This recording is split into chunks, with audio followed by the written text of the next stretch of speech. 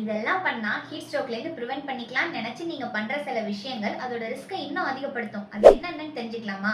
நான் வெளியவே போகல, வீட்லயே இருக்கேன். நீங்க வீட்லயே இருந்தாலும் உங்க ரூம் டெம்பரேச்சர் ஒரு வென்டிலேஷன் இல்லாம இருக்கு, ஜாஸ்தியா இருக்குங்கிறப்போ உங்களுக்கு ஹீட் ஸ்ட்ரோக் வரதுக்கான வாய்ப்பு இருக்கு. நான் தூங்குறதுனால எனக்கு ஹீட் ஸ்ட்ரோக் வருமா? எல்லாருக்கும்லாம் வராதுங்க. ரொம்ப வயசானவங்க, படுத்த படுக்கையா இருக்கிறவங்க அதிக நேரம் தூங்குறப்போ அவங்க தண்ணி எடுத்துக்கிற அளவு குறைஞ்சிரும். அப்ப அவங்க ரூமும் ஒரு ஏரேஷன் இல்லாம இருந்ததுன்னா அவங்களுக்கு இந்த ரிஸ்க் இருக்கு. ஹீட் ஸ்ட்ரோக் வந்து அன்கான்சியஸா இருக்கிற ஒருத்தவங்களுக்கு நான் தண்ணி குடிக்க கொடுக்கலாமான்னா அந்த தப்பை பண்ணிடாதீங்க.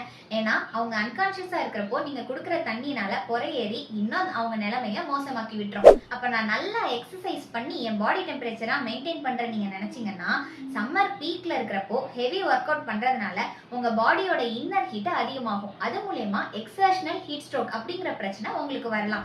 சரி, நான் தண்ணி அப்போ நான் 3 லிட்டருக்கு பதிலா 5 லிட்டர் குடிக்கிறேன், அப்பனா நான் இந்த பிரச்சனையில இருந்து என்ன பாதுகாத்துக்கலாம்ல நினைச்சீங்கன்னா உங்க வேர்வையில நீங்க இழக்கிறது தண்ணியை மட்டும் கிடையாதுங்க, சோடியம், குளோரைட், அது மாதிரி சில உப்புக்களையும் தான். அப்போ நீங்க தண்ணி மட்டும் எடுத்துக்கிறப்போ அந்த உப்புக்களோட அளவு ரத்தத்துல இன்னும் குறைய ஆரம்பிச்சிடும். அப்ப அது மூலமா சில பாதிப்புகள் வரலாம். அப்ப என்ன பண்ணலாம்னா ஓஆர்எஸ் சொல்யூஷன் இல்ல லெமன் வாட்டர்ல கொஞ்சம் உப்பு போட்டோ இல்ல மோர்ல கொஞ்சம் உப்பு போட்டு இது மாதிரி விஷயங்களை நீங்க சேர்த்துக்கலாம். Stay hydrated and stay healthy.